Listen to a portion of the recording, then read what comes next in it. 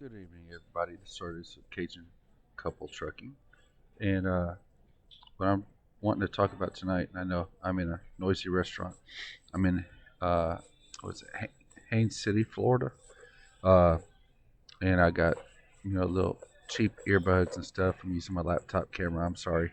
I know I usually use my better camera on my phone. Looking to get a better camera. Got hold the microphone up because I'm talking low because I'm in the restaurant. It's a little noisy. Sorry about that, but I got several calls, couple texts from people who I was in PSD training with, asking what about this new schedule. I really don't see that much extra. What's going on. So I've been sitting here, being we can't deliver till tomorrow. I've been sitting here. I've called a couple of people who are trainers. I've talked to my trainer, my TNT trainer. Uh, talked to, watched several videos of trainers talking about this and all. And so I just wanted to let y'all know.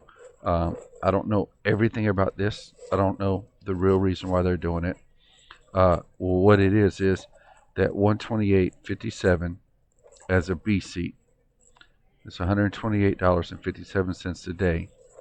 If you average it up 7 days a week, that comes out to $899.99. Okay, that's your $900 right there. And my hat's all squished. Um, anyway, that is that. And then they sent us, the trainees, a different explanation than what they sent the drivers. Well, a different explanation what they gave the drivers in the meeting that they had in Springfield a couple days before this started on March 3rd. And now that it's April, yeah, it's been a month. It's April 4th. Looking over my paychecks, uh, and I have been running hard with my trainer. We have been running. I mean, that truck's been running. I drive, 10 hours a day. He drives 10 hours a day. I drive 10 hours a day. He drives 10 hours a day. I mean, my shift is between 6 p.m. and 6 a.m. His is between 6 a.m. and 6 p.m. We are running the crap out of this truck. I've been on this truck just 3 weeks now, and I've got over 17,000 miles.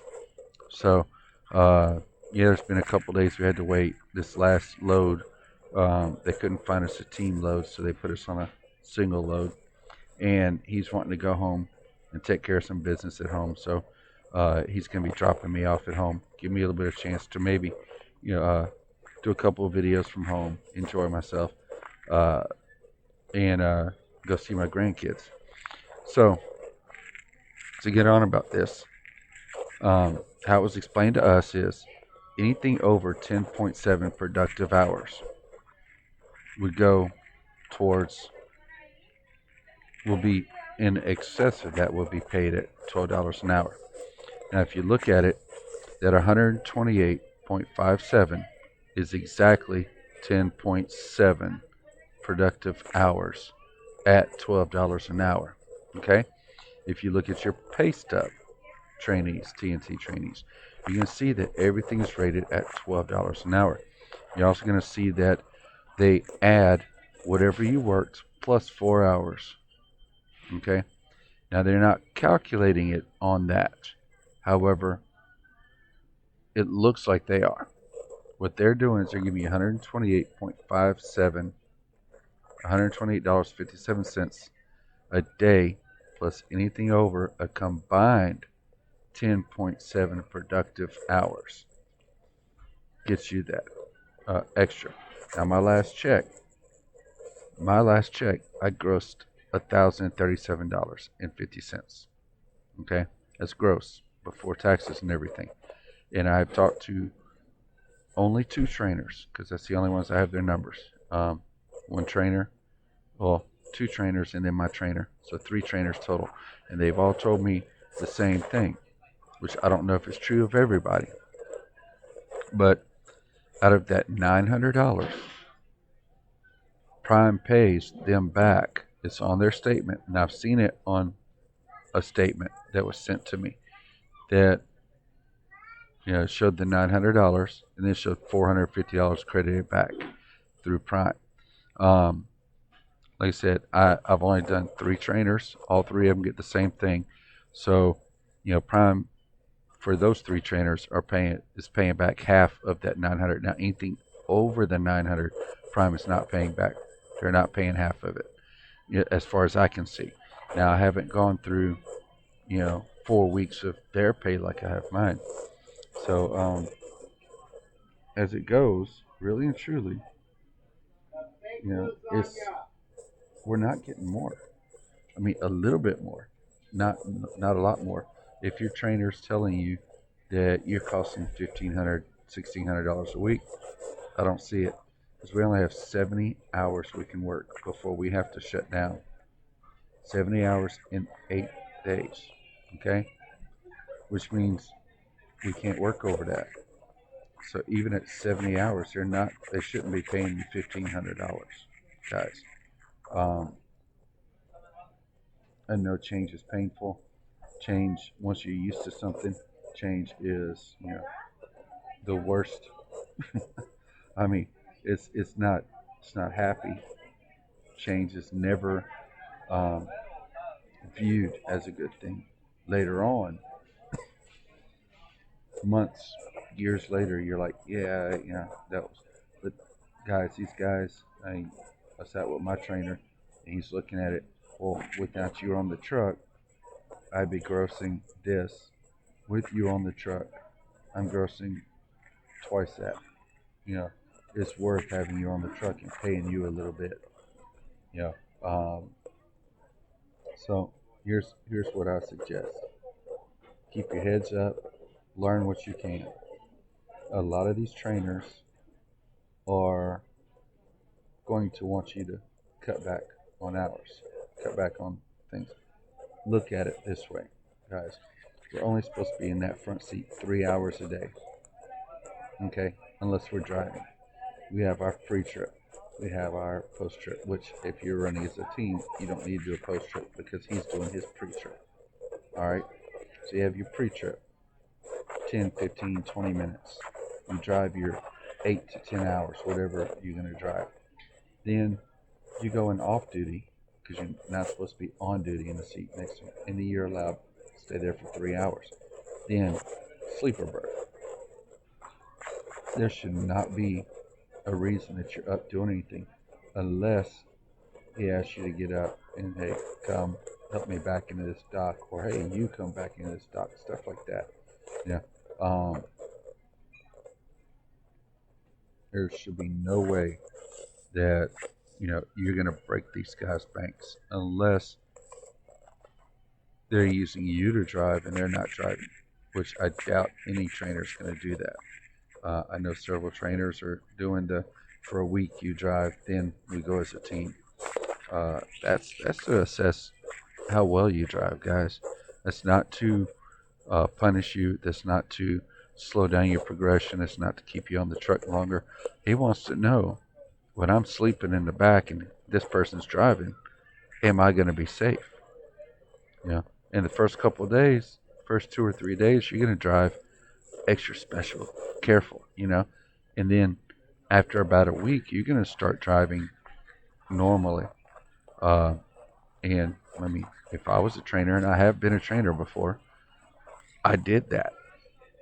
And it was 3 weeks, 3 weeks in my truck. You drove, I watched, because I wanted to make sure I would wake up with that truck upright and moving down the interstate. But these things, I mean, this is just my view. Of course, it's not going to be the full view because I'm not a trainer. Um, no trainer can give a trainee's view. No trainee can give a trainer's view. Yeah. Um, guys, we aren't on opposite sides of the fence on this. We all want to get trained. They all want to train us. Let's go through and go. Now, another thing, the 50,000 miles. Yeah, I think it's a little excessive on my part. I've driven an 18-wheeler before. I've driven huge vehicles. I've driven 53-foot reefers before. I've, you know, I've driven bigger vehicles than 53-foot reefers. I've, it's just, to me, 50,000 miles is excessive. However, there are people out there that need over 50,000 miles, 100,000, 120,000, you know, and then think about it. It's your miles and your trainer's miles. You're actually only getting about 25 to 30,000 miles. Okay? That's your experience you're getting driving. Don't just hop in that seat and go, let me get this over with. Get out. Learn. I mean, by the time you're out of there, out of the training, you should know everything about the Qualcomm, everything about ELDs. You should know how to fix your ELD. If you accidentally log something as off duty when it should have been on duty when it should have been off duty, or sleeper berth, you should know how to fix a jumped kingpin. You should know how to get landing gear that's broken and doesn't want to come back up. You should know what to do if the trailer's broken when you go to pick it up. You should know what to do. You should not.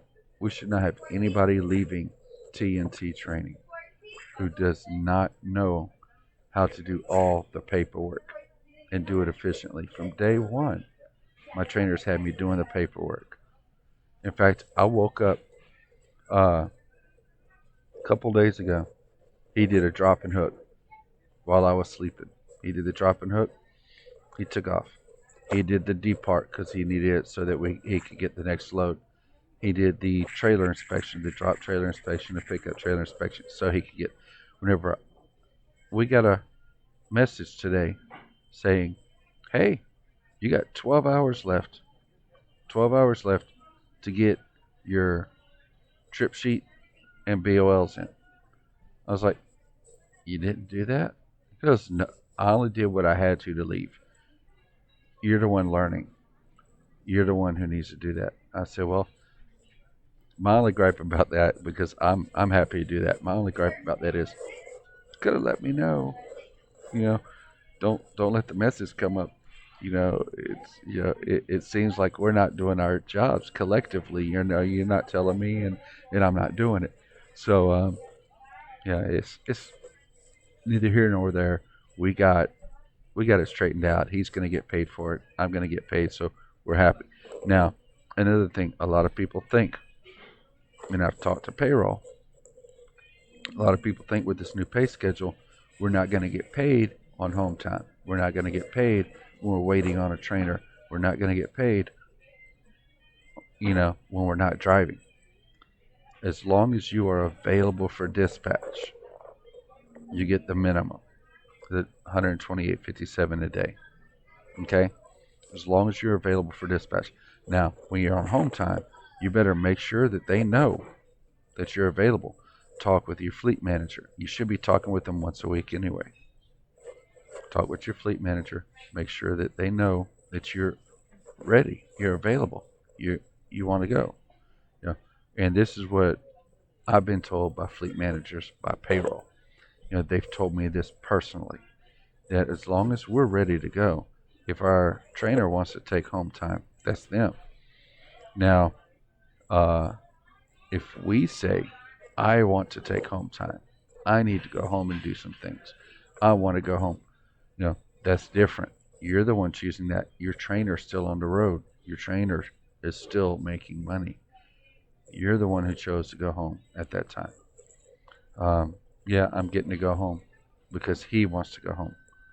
He needs to take care of some things. So while I'm home, I'm going to go home, try to fix my hot water heater, fix a couple of busted pipes underneath my house, that I was able just to block off, like in a bathroom nobody uses. I was able to block off the pipes that went to the tub that busted, stuff like that. I'm going to try to fix that. I'm going to try to fix my car that broke down while I was driving Hot Shot, so that my kids can have a spare car and my wife can have a spare car if she needs. But just remember, if you want to go home, you can't say, I'm ready to go, because you're not. You're the one who chose to go. So you won't get paid for that. You have to stay available. All right. Now, yeah, I wish that they didn't have the 50,000 miles. I've talked to a couple trainers. They were told, oh, it's because of truck availability. We don't have very many trucks. I was also told that trucks, by the leasing department, that trucks are going to be coming available more readily soon. And I've also been told that it has nothing to do with truck availability. That the reason why they went back to 50,000 miles is because new trainees who were getting their own trucks were getting in more accidents when they lowered it to 30,000. I don't know. The only people who know are the people who actually made the decision. So um, you are literally training for a new job. 20 years ago, whenever I first got into this, 25 to 30 years ago, we were lucky to get paid $350 a week. We were lucky to get paid at all. A lot of companies were saying, you want to learn trucking? This is part of your training. You should be paying us for this, but we're going to give it to you free as long as you stay 2 years with us. And so it was like an internship, an unpaid internship. So just be happy that at this point we're getting paid and we can still afford our bills at home. Uh, yeah, a lot of trainers are going through that. Saying, hey, you know what? They shouldn't even be paid, but how are they going to get anybody who's going to go with that? Would you want to spend 2 to 3 months on the road without a paycheck? Yeah, nobody's going to want that. So be happy we're getting paid. Learn what you need to learn. If your trainer's not offering this information, ask, because you're the one here to learn. They're here to teach you, but you're also an adult. So ask, open your mouth, flap those lips, you know, communicate, ask. If they're still not wanting to depart the information on you, that's when you call your fleet manager and say, hey, I've asked, I've gone, you know, use the biblical principle. Go to your brother 3 times. Go to your trainer 3 times. Ask. Make sure they understand I want to learn and make sure they understand the question. Then if they still don't want to teach you, they still don't want to give you the answer, call your fleet manager and say, hey, look, I've been to him 3 times. This is the 3 times that I've come to him. All 3 times he blew me off. What do I need to do in this situation? Then your fleet manager will most likely give you the answer, then call your trainer and say, hey, why aren't you trying it? Why aren't you teaching this person? You are starting a new career. You need to learn. You need this information. Make sure you get this information. See, there's a theme here. You. All right, and that's something I try to teach. Anybody who will listen. Yeah, you are in charge of what you learn every day. You are in charge of your attitude when you wake up in the morning. You are in charge of basically. I mean, you can't change. You can't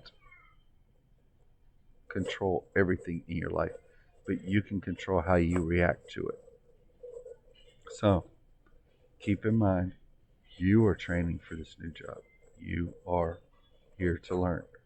Learn. And if your trainer doesn't want to teach you, which I haven't met a trainer who doesn't want to teach, I've heard of a couple and I've heard about them from other trainers, and I've heard that these people usually don't last long as trainers when the students speak up. So get it get it in your mind, get it in your in your head. This is your journey, not theirs. You get everything done that you need to get done. Now, hopefully, the sound quality and all came out good. I'm gonna listen to the video and upload it, um, and hopefully, I can get better equipment soon to keep going. I'm hoping to get a intro and outro going soon. If anybody wants to help with that, great. Let me know. As always, like and comment on the bottom. Subscribe if you can. I've been going through a lot of Prime drivers and subscribing to them. Uh, no Hippie Trucking and Transportation is one that I just looked at, went through today, and it's like, oh, I like this guy's videos. I like his mannerisms, and I put him on there. But it's, yeah, I don't make any money off of this. And I will say, if I've been helping you, you have any questions, feel free to contact me. I try to check it once a day, see if anybody commented or anything, and I try to stay active on it. Uh, and hitting the subscribe, the bell notification, and putting a comment helps to get these videos a little higher on the ranking. And if there's any video you want to see, private message me, put a comment in here. Hey, I want to know about, hey, explain to us how to, you know, fix if our kingpin jumped uh, the skid plate. I can definitely do that. Things like that. Just comment, ask. I'd love to help educate people. I have a lot of knowledge, and if I don't know, I'll find out. I'm that kind of person. Now, another thing is uh, I hear a lot of people griping about these trainers and these YouTubers and all um, putting out their driver code. I'm gonna start putting out my driver code. My driver code is V as in Victor, EIAAN. VEIAAN. If you use it whenever you apply, use it with your recruiter, use it with and your trainer and all. All it does for us, gives us a quarter of a penny for every mile you drive. That equates to $7 to $13 a week for the first year. We're not making, nobody who's using driver code is making bank. Now if we got 50 students to sign up, 50 people to sign up in say 1 week, for the next year we get a quarter of a penny. So every 4 miles you drive, we get 1 cent. Every 4 miles, so every 400 miles we get $1. And you're going to drive during TNT probably about 500, 550 miles a day. Okay, then when you get soloed, you can drive about 550 to 600 miles a day. It's not a huge, like I said, $7 to $13 a week. That's it. I mean, it's not much. If if we can get 50 people on that, yeah, yes, it's pretty good. But what's the odds of that? Not very good. But if you like someone, you wanna support them, I say first subscribe, second hit the bell notification, third make a comment on all their videos because it moves it up the algorithm, and then fourth, go ahead and use the driver code. If you're new to Prime, you're just coming in, it helps. It really does. All right, guys. Well, my wife's texting me, and I'm gonna get to that. So as always, keep your shiny side up, your rubber side down, and your mirrors between the ditches. Have a great day.